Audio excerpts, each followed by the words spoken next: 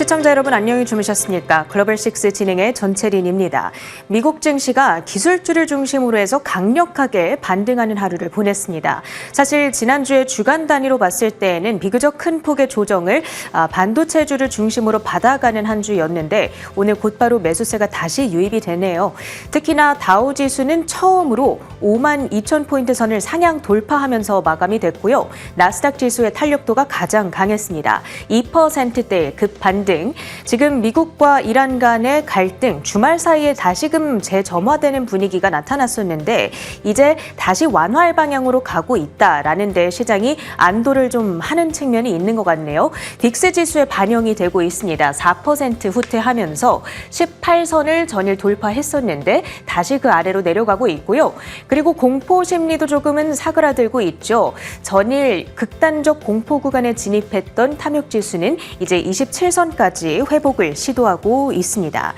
자, 이제 오늘 우리 시간 기준으로는 6월의 마지막 날입니다. 2분기의 마지막 날이기도 하고 또 상반기를 마무리하는 시점인데요. 그렇다면 7월에 대해서는 우리가 어떻게 준비를 해보면 좋을지, 7월의 주식시장은 원래 강할까요? 여러 가지 역사적 통계들을 보면서 찬찬히 준비해보도록 하시죠. 글로벌6 지금 출발합니다.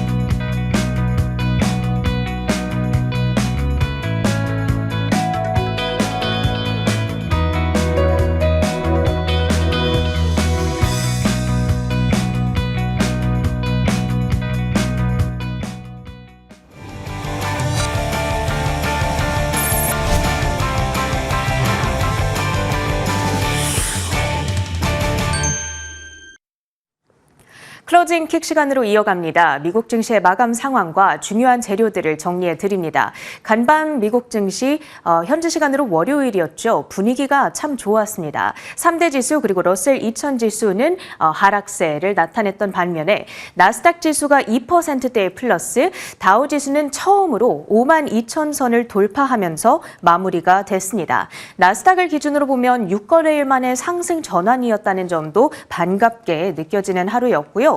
다만 유가의 경우에는 중동 분쟁 지금 아직 완전히 끝난 것은 아니다 보니까 약간 방향성을 탐색하는 구간에 놓여 있습니다.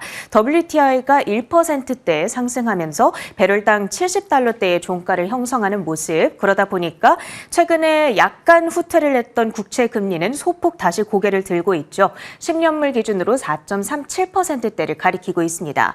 비트코인의 반등 시도도 오늘은 반갑게 느껴지네요. 1%대 플러스권, 그러면서 6만 달러 선을 회복하면서 움직이고 있는데 그러다 보니까 여러 관련주들 역시도 반등하는 움직임을 보였다는 점도 한 가지 특징이었습니다. 주요 헤드라인들 하나씩 살펴봅니다. 먼저 중동 분쟁과 관련해서는 미국과 이란 양측 모두 확전을 확실하게 원치 않는 상황이지요. 주말 동안 이어진 군사적 충돌로 협상이 위태로워지자 적대 행위를 중단하고 상선들이 호르무즈 해협을 자유롭게 통과할 수 있도록 허용하자 양국은 이렇게 합의를 했습니다. 트럼프 대통령은 이란의 요청으로 카타르에서 회담을 가질 거다 이런 주장을 내놓기도 했고요. 전반적으로 사실 갈등이 완전히 해소된 건 비록 아니지만 그래도 완화의 방향으로 가고 있다라는 데에 시장은 안도를 하고 있습니다. 그런가 하면 오늘 시장에 긍정적으로 영향을 줬던 또 한 가지 뉴스가 바로 이건데요. 트럼프 대통령의 연준 장악 시도에 제동이 걸렸다.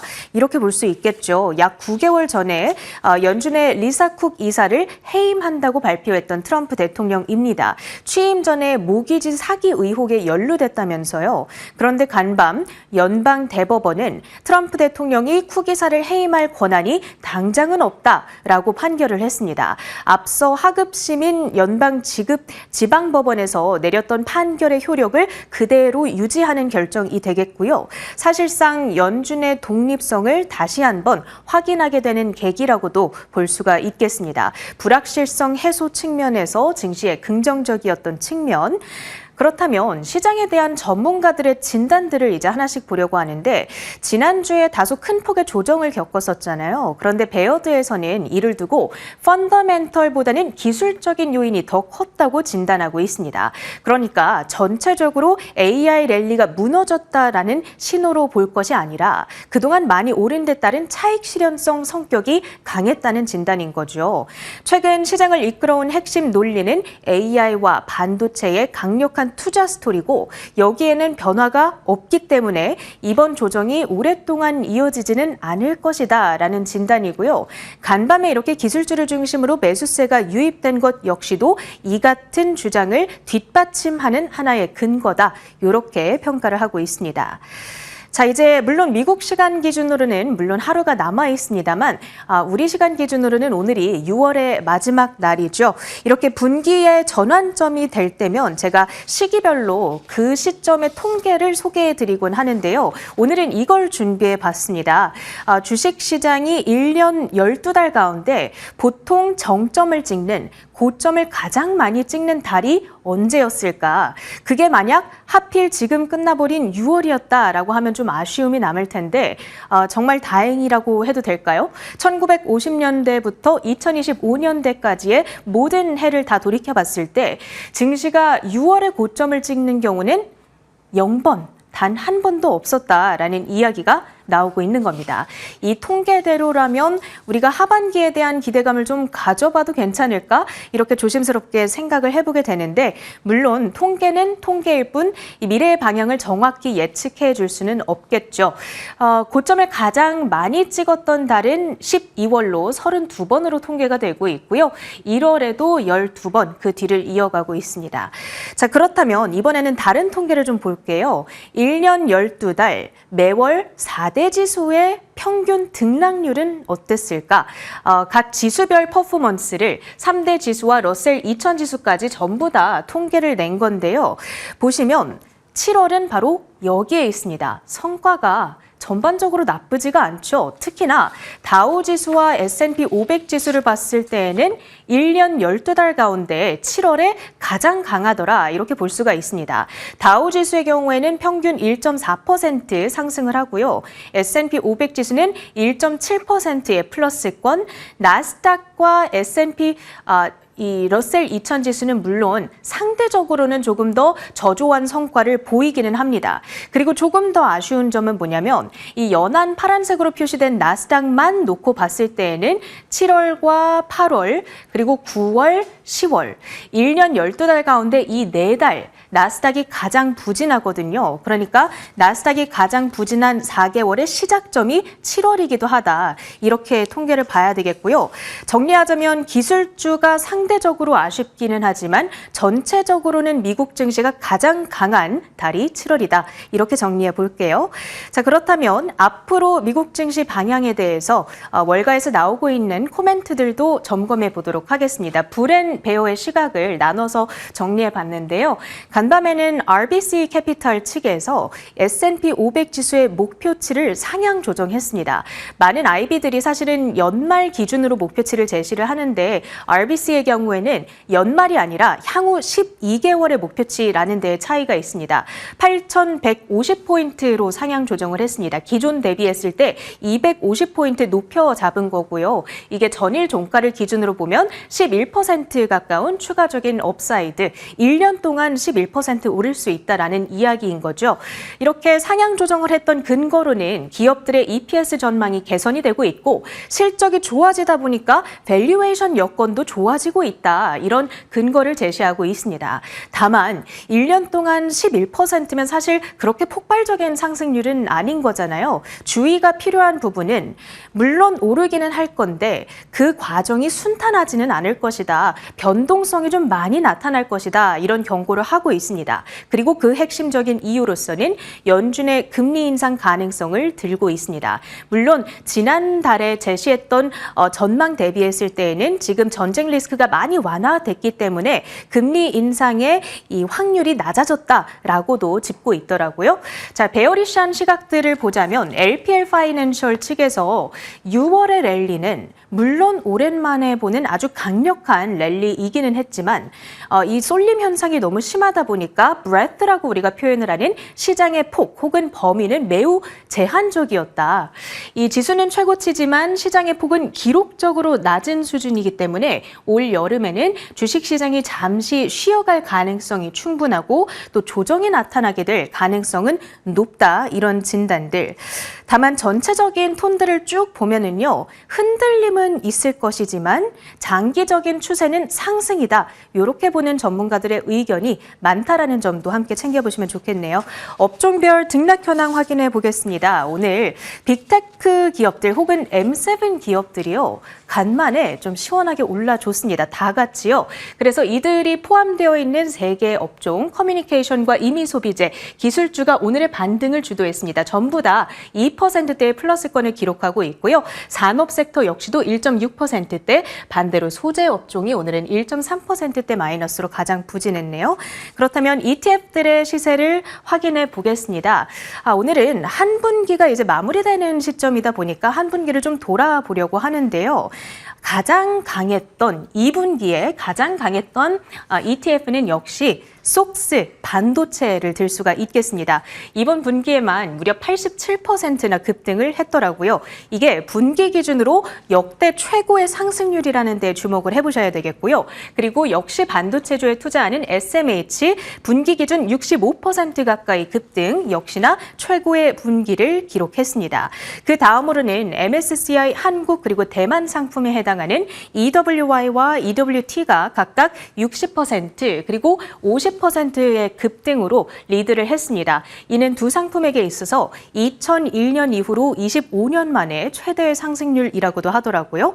그리고 지금 이 지도에는 없지만요. M7 바스켓이죠. 이 맥스 ETF가 오늘은 물론 3%대 급반등에 나서기는 했습니다만 월간 성적을 기준으로는 10% 급락했습니다. 이게 작년 3월 이후 최악의 성적이기도 했습니다. 종목들의 시세로 넘어가 볼게요. 오늘은 스페이스X 먼저 보겠습니다. 스페이스X의 주가가 오늘 7%대 반등세를 보여줬는데 러셀 1000 지수 분류에 따른 수급, 거기다가 나스닥 100 지수 편입 소식에 따라서 관련한 수급 기대감도 유입이 되고 있습니다. 그 밖에 말씀드린 것처럼 대형 기술주들이 지수 상승을 견인하는 하루, 특히나 오늘 가장 빛났던 종목은 바로 테슬라입니다. 8.5% 가까운 급등세를 나타냈죠.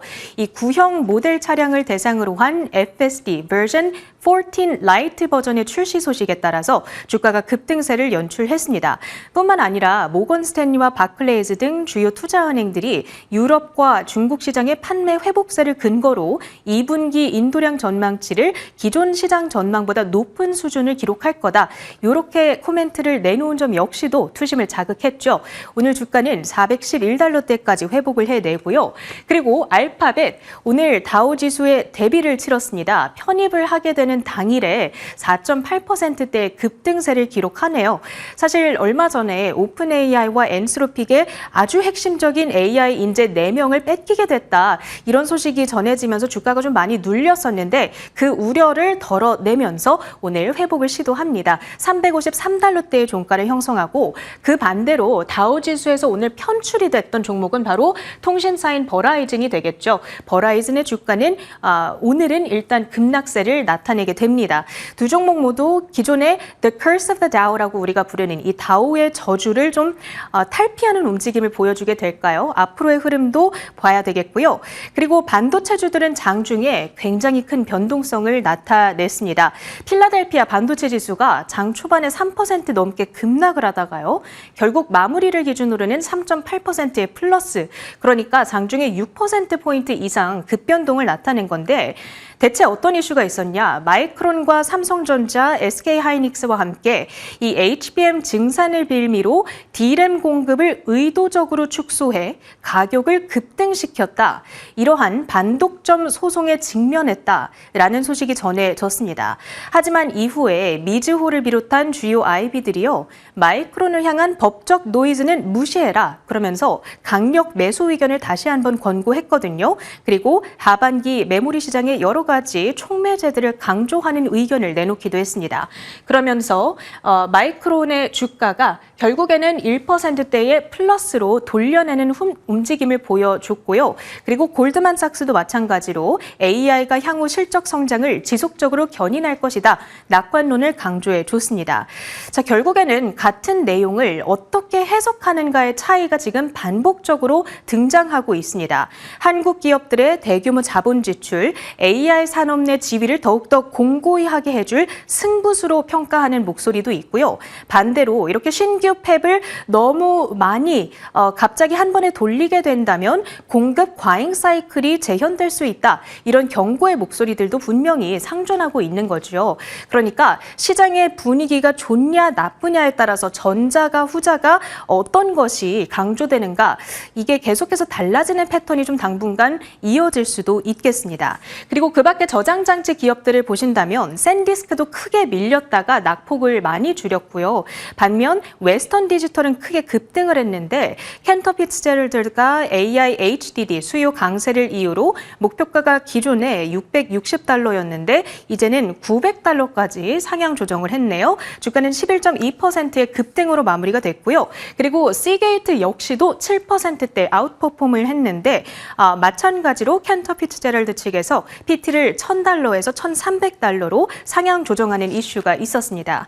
그 밖에 대형주에는 포함이 되지 않지만 얼마 전에 핫한 IPO를 치렀던 세레브라스 있죠. 반발 매수세 그리고 중장기 성장성이 재부각되면서 간만에 급등세를 연출했습니다. 19%의 플러스 $216대의 마감을 지었고요. CPU 업체들의 분위기도 볼까요? AMD와 인텔이 3% 안팎의 동반 강세를 연출했습니다.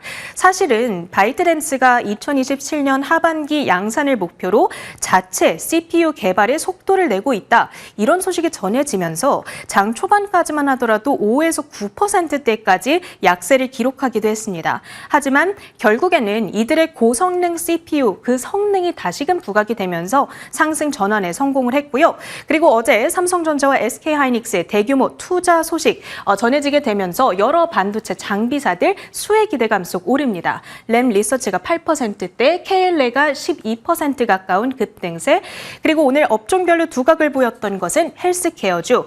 중간 선거가 있는 해에는 하반기에 유독 강하다라는 말씀을 어제 드린 바가 있었는데요. 일라이릴리, 존슨앤존슨, 그리고 에브비, 미국에서 가장 큰 제약주들입니다. 오늘 일제히 52주 최고가 혹은 역대 최고가를 경신했다라는 점도 체크포인트 삼아볼게요. 클로징 킥이었습니다.